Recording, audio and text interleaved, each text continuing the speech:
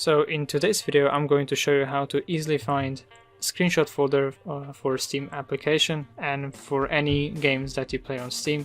So many other videos just show you a bunch of random things that you have to do, but in reality you don't have to do any of them.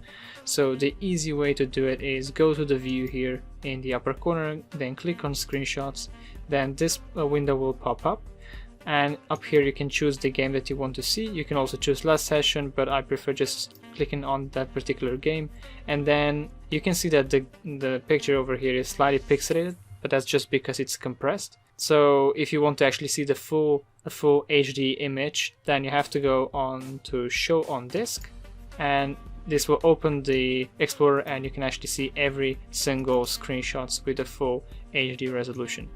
And this is how you find your screenshots. So if you want to change the game or see the screenshots for another game, just switch here and then go again on showing the disk, or you can go one stack backwards and you can go like this, and then you have the games that will be listed here. So the 730 is actually code for Counter-Strike, so you have multiple games with screenshots, then they will be listed here and you can click on each one of them, then go to screenshots and find that particular screenshot you're looking for.